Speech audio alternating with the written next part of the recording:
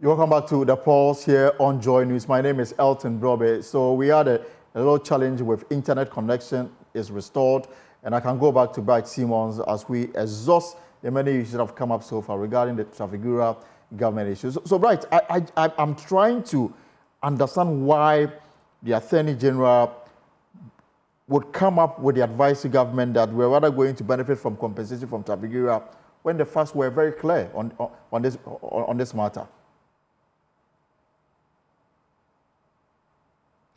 Yeah, so Bright, I was asking that I'm struggling to understand or come to an acceptance of the position taken by the Attorney General then. That Ghana was rather going to get compensation from Trafigura in the event of a termination of a contract when the facts were very clear to all the players involved in the negotiation, the committee, and the termination, and the process leading up to the termination. Yes, I mean, the argument was that the company had failed to dispense or to fulfill its part of the contract because it had not, got a license that allows it to operate in the country as a power plant from the Energy Commission. The suggestion was that it had provided a power plant that was not to the requisite standard, etc., etc. But the argument that you have to bear in mind is that the nature of the agreement, given that it was, as you think of the context, it was an emergency power plant in a country that is having serious issues with power. So the issue was that you cannot expect the investor to do all of those things on its own, right? You cannot expect the investor to do that. You will expect the government to work with the investor to be able to arrive at that position. So given that fact, it didn't make sense for the Minister of Justice at that time to think that this was a matter that will entirely inure to the detriment of the investor in an arbitration scenario. And so you have to think of what will happen if the company goes to court or go to arbitration, in this case arbitration. How will the arbitrator see the situation? You have to have that risk management mindset. And I'm saying that given the nature of the agreement, that the government was responsible for helping the company to do what they have to do, to tell the government that you can go ahead and abrogate, and when you do, because the company has not done so and so and so, it has not achieved this and that, it has not done so and so, because of those factors, the company will now be liable to pay Ghana the early termination charge. I don't see how that makes sense. Remember that in the end, the company got a lot of money from us, not only because of the mobilization charges, the finance charges, but also for foregone profits, for profits that it did not manage to make over a 2-year period, or a 4-year period, because this was terminated. And this is a standard thing in these kinds of contractual disputes. Now, the point was, how is Ghana, in any event, going to be able to demonstrate that it has lost profit, given the nature of this dispute? So to think that Ghana, had the upper hand, to me, was pretty problematic. But to go on, remember that, like I've explained to you, it became apparent during the proceedings that Ghana didn't have a good case because of Ghana was struggling to keep to timelines. But we had witnesses. Not responding. But we had witnesses. Sorry. I'm saying that we had witnesses during the trial. Yes, we had expert witnesses from UCG and who had one of them was a very senior person at VRA who had gone on retirement, etc. But the problem is that their testimony was not properly coordinated, and it tended to, at the same time, conflict with some of the things that had been said. And they had argumentative argument. Let me give an example. At one point, they were arguing that the amount of losses that the company was calculating was not very correct. Meanwhile, they had not even looked at the documentation on the plants for things like uptime. But the expert of the other group had done that. The expert of Trafigura had studied the GE equipment very closely, and the arguments they were making were therefore far more persuasive, because the tribunal could literally just refer to it and say, your uptime calculations are wrong. So things like that. It didn't seem as if anybody had prepared these witnesses. And on top of all of that, okay, so you lose the arbitration. Typically, you try and do some delay tax so that you give your government a chance to negotiate and the rest of it. One of the perfect ones is to seek judicial review. But in this case, to try and get judicial review, the bar was very high. If the government at that point did not then want to do it, it just simply had to negotiate. Instead, it hired another law firm, paid more money, and then refused to actually file the defense. And then when he didn't file the defense and were given an extension, it still didn't file the defense. And then went back to court trying to make an argument. And then when the court dismissed the case, and eventually the company then went to court to apply for the interim charge and all this, they went back to court again, pay more lawyers, claiming that the way in which they were served with the notices was wrong because I've gone through diplomatic channels. This was when they hired White and Case to go and make that case, which was all useless and just basically paying money to lawyers that have strong connections to the political elite in this country. What was the point there? When eventually, though, the matter got critical, and the company went to the Netherlands and filed for enforcement there, and went to the US and filed for enforcement there, we never put in an appearance. We never put in an appearance. And now we come to this issue of Reg House, which I think is the starting point for the second part of the conversation you want to have with me. Exactly. But before you go into that, I just want, from your own, view, I mean, and the way things went, shouldn't we hold somebody responsible? Because clearly, it doesn't look like the state of Ghana was prepared to defend itself. I mean, it will appear to me that they knew that this was going to land us in court, and then decided that they would play along.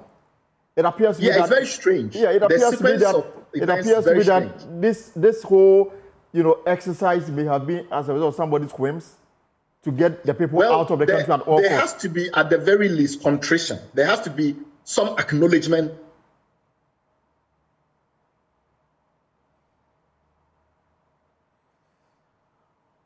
Yeah, it appears to me that we are encountering the same issue again with internet connection to Bright. We'll see if we can get him back on this matter. But this is indeed a developing story, which is very unfortunate. But how is this going to play out, and how are we going to resolve this matter? Already, our property in London has been taken over by Trafigura, and we'll continue to collect, rent from this property until they recover all their money awarded to them by a UK court, and now there's compound interest also building up on this. If we are able to establish contact with him, we'll continue. Remember also that we are dealing with the COCOBOD reaction to the minority NDC in Parliament, and we'll have details for you as well. But if we're able to establish connection again with Bright, we'll do that. But for now, we've lost him. For now, let's move to some other stories as we prepare to engage COCOBOD on their reaction to the NDC. The NDC in Parliament say the West African Examination Council has postponed the marking of BEC script due to lack of funds caused by government indebtedness. As of June, government owed the examination body 300 million cedis for services rendered between 2022 and this year. Addressing journalists in Parliament, ranking member on the Education Committee, Peter Nochukotoi, demanded that government settles its debt immediately before the academic calendar is shown out of sync. At the launch, they mentioned that government has paid for the registration of basic education certificate examination candidates for 2024. If you remember very well, it took this minority to talk about the payment for the registration to enable WAEC conduct the BEC for 2024. So at the time, government had to release 55.9 million out of over 200 million that they owe WAEC. So I don't understand, or we don't know, why at the launch they will claim that they had paid. If they said they had even absorbed, that would have been better, that they have paid for the registration of BEC candidates. As we speak now, WAEC had to postpone the marking of BEC scripts from this month to September because they don't have the funds to do the coordination and marking, which we call post-examination activities. They still owe WAEC for the BEC, and we are demanding that government pays this money to WAEC so that they can organize the marking in time. As a result, the school calendar is going to be disrupted again. Those who are to go to SHS this September will be at home. They will not be able to go. So it is likely that the academic calendar is going to be distorted again, and they may go to school somewhere in December, which we are trying to avoid. And you know the effects of the double track that is having on the school calendar in progress now. So we are asking government to release money to WAEC as urgently as they can so that the marking can take place for our young ones to enter secondary school in good time. Well, speaking of debt, the minority says government owes the suppliers of tablets some amount of money that requires to be paid, according to Peter Nochu Kotoe. This indebtedness cannot continue to remain on the books of government. A few weeks ago, before Parliament went on recess, the minority put out a news release that government was owing suppliers of various items, including food items, stationery, tablets, and all that to the tune of over 6 billion Ghana cedis. We were expecting government, especially the Ministry of Education, to come out and deny it. We did not hear from them. At the launch of the manifesto, they mentioned that they had distributed 900,000 tablets to senior high schools as part of the free SHS program. I listened to another speaker who said 90,000. So I don't know which is which. In our press release about 6 or so weeks ago, we indicated that it's a program that, as a party, NDC, we support very much.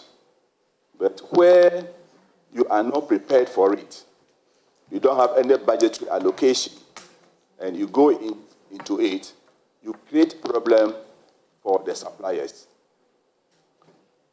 As we sit here, we know that 1,350,000 tablets were procured, and the supplier had to look for a loan in dollar-denominated cedis. That means that any time he's going to pay the loan back, they will calculate the rate. If it is 18 cedis to the dollar, that is what he will have to pay. He has been denied payment for a very long time now, and we don't know why government is refusing to pay. You are killing the business of the supplier. We will also want to know from government how many schools have received the tablets so far. So that's the minority in Parliament on the BEC and government indebtedness. Let me quickly take you back to Bryce Simmons. Apologies for the difficulty we are having with the internet connection, but let me conclude with him on the Reg House. So, right, welcome back. My apologies. So the matter now is the Reg House in London, and it is in receivership. How would this affect Ghana in terms of, laying claim to the property?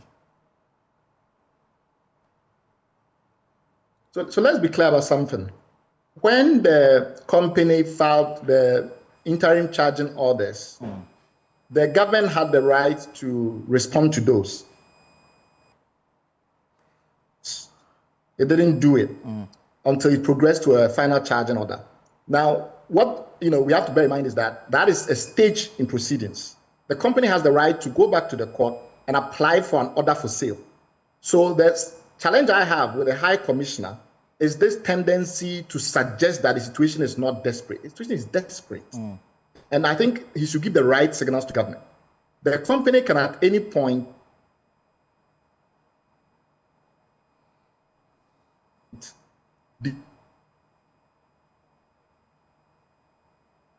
decide to progress beyond the current charging orders to apply for an order for sale building. So this is a risk that we bear. And how will that happen? And that will happen if the government continues to be in default. These charging orders were applied.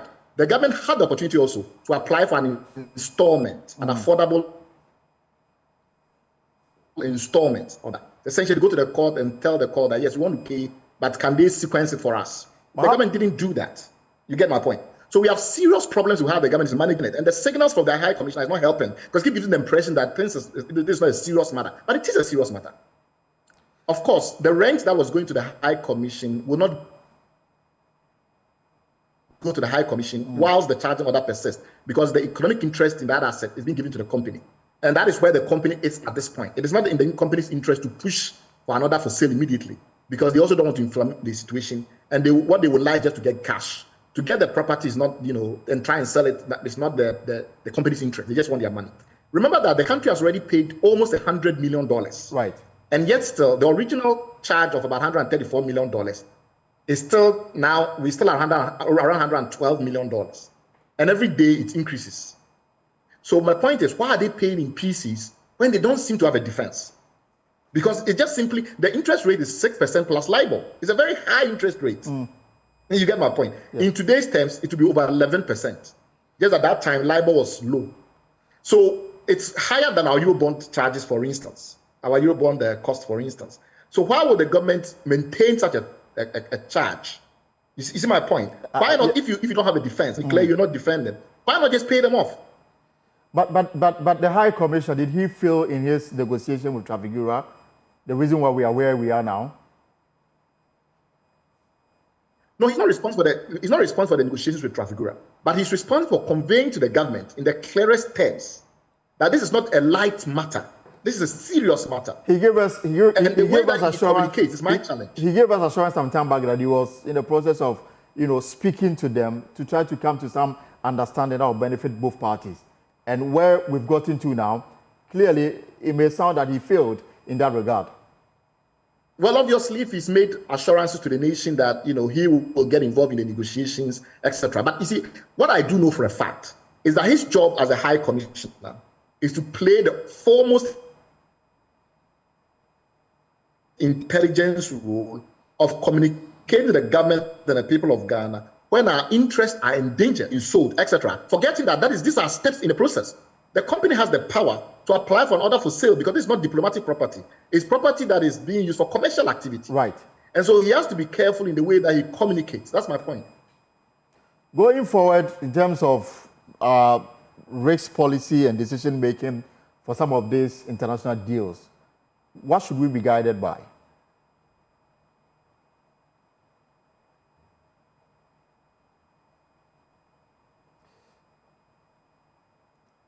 Yes, right. I was asking. Now we have this. This will serve. I was asking. We have this will serve as a guide. Now going forward, in some of our international dealings, what should guide us so that we don't get into some of these, issues? Okay, so let's go through the sequence of risks very clearly. The first issue is that Reg House is not completely safe. The company has the opportunity or the ability to escalate the enforcement, and that could include applying for an order for sale. The second issue is that the company has gone to the Netherlands and has gone to the US, and there too is apply for enforcement. That is the first stage. The next stage is then to look for assets of Ghana and attach them. Those assets are available. It's up to a judge. In the US, for instance, we have bank reserves with various banks, some of them private banks, some of them the Federal Reserve of New York and other quasi-government banks or quasi-private banks. The point of the matter is that we even have a Cayman Island asset that is very valuable because we decided rather than to repatriate money that we receive from selling some stake to some companies in one of our oil fields, we decided to keep it in the Cayman Islands. The Cayman Islands is very arbitration friendly. These are all assets that if the company gets aggressive, they can go in and attach. And the point is step by step. So when they start certain steps, we shouldn't just sit down and wait. If they go to the Netherlands and apply for enforcement and the court accepts it, the Court of Appeal in Amsterdam has. Well, again, we didn't even defend. If they find any of our assets in the Netherlands, they will apply to put an encumbrance on it, like they've done in the case of the UK, and take away our economic interest. But they can also move forward and apply for sales orders. Well, we are in deep trouble then. But I'd like to say thank you so much for spending some time with us this afternoon, Bright. And I know that News 4 will have more bites on this matter tomorrow. Bright Simmons is Vice President of Imani Ghana, sharing his thoughts on this developing story relating to Trafigura and, of course, the government of Ghana over the termination of that power deal that landed us in the UK court. Now, from Trafigura, let's move to Ghana Cocoa Board, because the board is dismissing claims by the minority in parliament that it has been rejected by international banks and chased out from the market. According to COCOBOD, these assertions are false because syndicated banks submitted term sheets in response to COCOBOD's earlier request for proposal for consideration. It states that the minority claims are full of falsehood, inaccuracies, and misrepresentation regarding the current state of cocoa sector and COCOBOD's decision to win itself of the syndicated external borrowing to create more value for farmers. There's more in the statement they issued a while ago, and my colleague Samba Kojo Brace joins me with details of the statement COCOBOD released. So, Brace, what are the specific responses from COCOBOD to the minority? So COCOBOD is responding to the minority's claim that banks have rejected COCOBOD's proposal for them to come on board for the syndicated loan. Now, it says, quote, the assertion by the minority caucus that the international banks have rejected the Ghana Cocoa Board request and that COCOBOD was chased away from the market is false. Now, they explain that this is because the syndicated bank submitted term sheets in response to COCOBOD's earlier request for proposals for consideration. Now, they say that, quote, indeed, notwithstanding our intentions to win off syndicated transactions, we still have committed contracts that need to be fulfilled through the syndicated process. These transactions have necessitated a discussion with financial institutions, and nothing in this process indicates to us a lack of confidence in COCOBOD's credit worthiness from these financial institutions. Now, remember that there was issue about where Ghana is going to get source of the funding to buy the cocoa for the 2024-2025 season. Now, COCOBOD says, quote, for the avoidance of doubt, the proposed decision to explore non-syndicated funding is part of a broader strategy to diversify our sources of funding, making the board more self-financing and sustainable in the medium term to long term, deriving more value for farmers and retaining more value within the Ghanaian economy. Now, remember in the release that the minority put out, they said COCOBOD has consistently been making losses. COCOBOD is refuting this claim, and it goes ahead to refer to an audit by Ernst & Young on their 2023 account and say that, quote, this show a profit of 2.3 billion cedis during the 2022-2023 crop season, marking a significant turnaround from the previous year's performance. This financial success is a demonstration of the effectiveness of the strategic initiatives undertaken by COCOBOD, including cost-cutting measures, improved operational efficiency, and targeted investment in key areas of the cocoa sector. Then COCOBOD goes ahead to talk about the financial performance and sustainability of what they do. It says, as a matter of fact, whereas world market prices from 2017 to 2022 were record low, down 30%, producer price were sustained to safeguard and sustain the industry.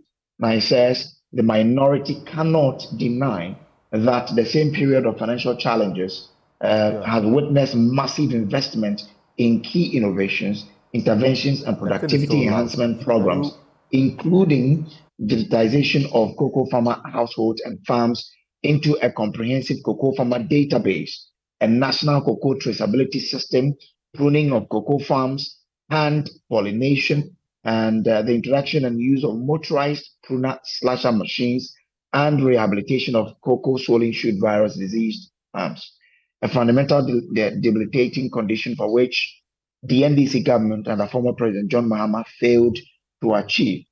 Then COCOBOD goes ahead to talk about historic achievement that they've done and referred the minority to the fact that Ghana recorded its highest ever cocoa production volume of 1,045,000 metric tons of cocoa during the 2020-2021 crop season. And COCOBOD says that this historic achievement was a direct result of effective management practices and targeted interventions by the board, including improved agronomic practices, enhanced farmer support, and strategic investment in the cocoa sector. So I think the COCOBOD is trying to disprove what the minority is putting out there. And COCOBOD is referring the minority to the fact that they are aware that the future of Ghana's cocoa has been secured with a successful rehabilitation of 74,000 813 farms spanning 67,385 hectares, which they say are owned by 56,105 farmers. They go ahead to say that these farms now thrive with hybrid disease-tolerant cocoa varieties that have started bearing fruit, and the volume of cocoa from these farms will continue to increase in the years ahead. They go ahead to say, quote, out of the 74,813 farms rehabilitated and now at the various stages of growth, 44,480 farms covering 40,150 hectares belonging to 28,510 farmers are yielding as of August 2024 and will soon be handed back to their owners. Now, they say that because of the positive measures and programs currently being infused into the sector, cocoa farms in the transition belt that were converted into cashew cultivation when the minority were in power with former President John Mahama are now being turned back to cocoa under the present government. Now, they say that contrary to the minority's claim, the NPP government remains fully committed to the cocoa sector. The government has invested heavily in the sector, including the construction of roads in cocoa growing areas, the provision of subsidized fertilizers and pesticides to farmers, and the implementation of cocoa rehabilitation program. COCOBOD then concludes by saying that it is urging the public to disregard the minority's press release, which seeks to politicize a strategic and forward-thinking policy decision. The board remains focused on its mandate to sustain and grow cocoa industry, ensuring that it continues to contribute meaningfully to Ghana's economy and the livelihoods of cocoa farmers across the country.